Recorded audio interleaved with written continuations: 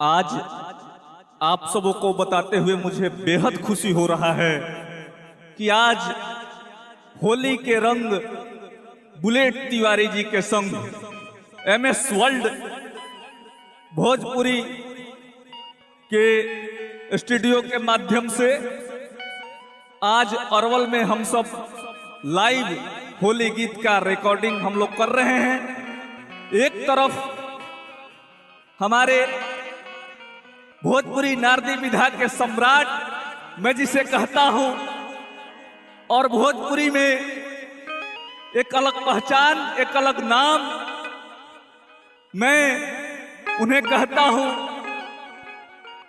माननीय बुलेट तिवारी जी। और दूसरे तरफ आज लेडीज और जेंट्स का मुकाबला है। एक तरफ अमृता गौतम जी हैं जो आज ये MS वर्ल्ड भोजपुरी के माध्यम से मगध सम्राट सुदर्शन यादव जी के स्टूडियो में अरवल में लाइव रिकॉर्डिंग चल रहा है। तो मैं भोजपुरी जगत के सुप्रसिद्ध गायक नारदी विधा के सम्राट व्यास बुलेट तिवारी जी को आवाज देना चाहता हूं कि सभी रंगों में खास है होली, अपने लिए एक अंजाम है होली, मन में उल्लास भरती है, इसीलिए तो सबसे खास है होली। अब हम सबों के बीच में भोजपुरी जगत के सबसे बेहतरीन कलाकार जिसे न सुनने के बाद नारदी जगत अधूरी होती है साहब, कि दूध को दूध, पानी को पानी कह दूं, मेघ की गर्जना की दरिया की रवानी कह दूं, यूं खामोश बैठेंगे आप लोग तो कुछ नहीं कह पाऊंगा। एक बार बुलेट तिवारी जी एक बार होली गीत गा करके महफिल को सजा दे तो पूरी होली की कहानी कह दूं। हम सबों के बीच में बुलेट तिवारी जी एगो धुन बजाओ।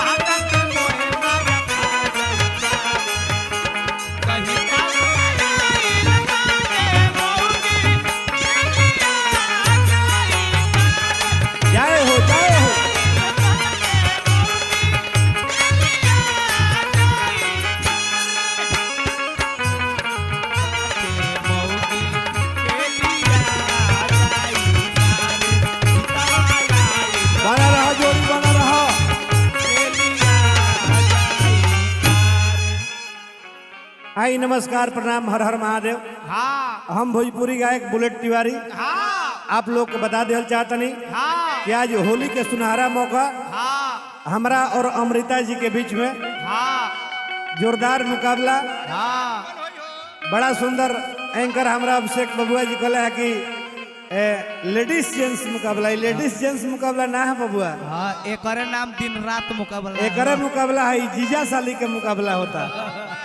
अब हमारे लेडीज जेंट्स के उम्र नहीं है। हाँ तब तक आदरणीय हमारा मिश्रा बाबा के सौजन्य से हाँ सम्राट म्यूजिक वर्ल्ड कंपनी में हमने के आज तमाम भोजपुरी कलाकार लोग जुटल बने। जा हमारा कोर्स पर संगत धनंजय बबुआ बीरबल पांडे जी बानी, हाँ तबला पर हमारा संगत सहोदर जी करतानी, हाँ रिदम पर हमारा राधे श्याम जी बानी, बानी और सब कलाकार भाई धर्मेंद्र जी, बानी और दूगो है जवान के फागुन के मदाइल साली चांदनी, और है स्पेशल एकदम निशा। संगे संगे हमारा रिकॉर्डिस्ट भैया काजू भैया भी बानी। कैमरा पर भी हमारा दोनों भैया लोग एकदम सहयोग करतनी। बिक्कू जी हार्दिक हार्दिक वंदन अभिनंदन। हमारा आशा ना पूर्ण विश्वास बा कि मुकाबला रौरा सबके बीच में खूब धक्का धक एकदम अच्छा लगी। आशीर्वाद बनाई सब। वाह वाह वाह वाह बना रहा बाकी ए अमृता जी हाँ काहे ऐसे कहत रहो कि जीजा जी जीजा जी जीजा जी हाँ कहाँ तो तार दीदिया मना कहले भी कि जीजा जी बड़ा खिलाड़ी हवे। हाँ अरे जीजावा के देखो पुरान हैंडल धैला बा एक्सपीरियंस बा होली में लगावे के होली में लगवा लो।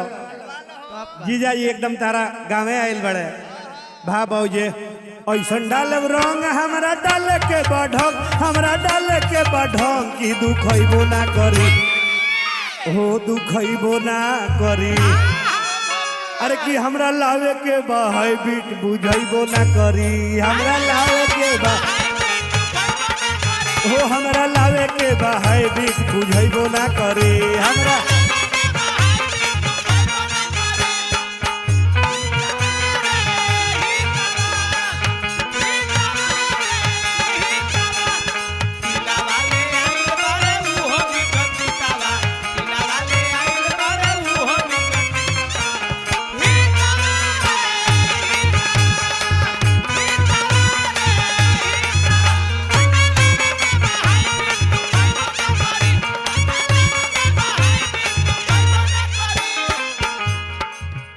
के साली अरे अमृता जी तोहरों के कहता नहीं फागुन के ऐसा एकदम बर्दाश्त से बहरी वाला महीना हो कि काना कनी मत करो ध्यान दो ऐसे कि बाहरे से बाहर हम आइल बनी तोहरे खातिर। रंगावा डाले से पहले डाल धूरी पाख हो डालावा डाल हो टोलावा पारा उस्ताहर रह जाई या बाख हो रंगावा डाले से पहले डाल धूरी पाख हो टोलावा परोस ताहर रह जाई या बाख हो डाल धूरी धूरा उठा के फुरहुरा उठा के फुरहुरा पर अइबो ना करे ओ पर अइबो ना करे। अरे कि हमरा लावे के बा हाइब्रिड बुझइबो ना करी हमरा लावे के बा ओ हमरा डाले के बा हाइब्रिड दुखइबो ना करे हमरा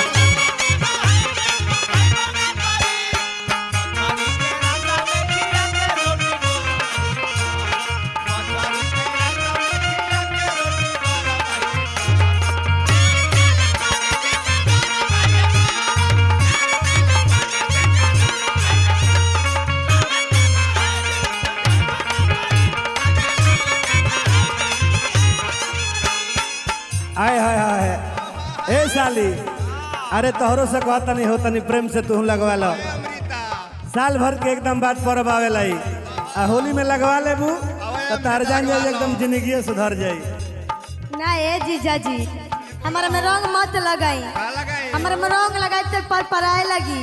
अरे तो का लगाई ई होली के महीना बा रंग नत लगाई हमरा के ए जीजा जी तो का करी बोला ए जान नहीं बाजी चाहे भगबू कोनो को ना भगबू हो ऊपर नीचे कुली ताहा रंग भी खदो ना ओ जान नहीं बाजी चाहे भगबू कोनो को ना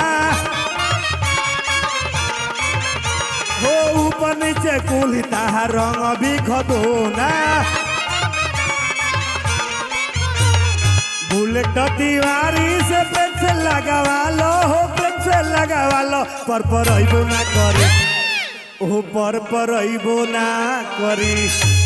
अरे कि हमरा डाले के बहाई बिट बुझइबो ना करी हमरा डाले के ओ हमरा लावे के बहाई बिट दुखइबो ना करे हमरा ए हमरा डाले के बहाई बिट दुखइबो ना करे हमरा ओ हमरा लावे के बहाई बिट बुझइबो ना करे हमरा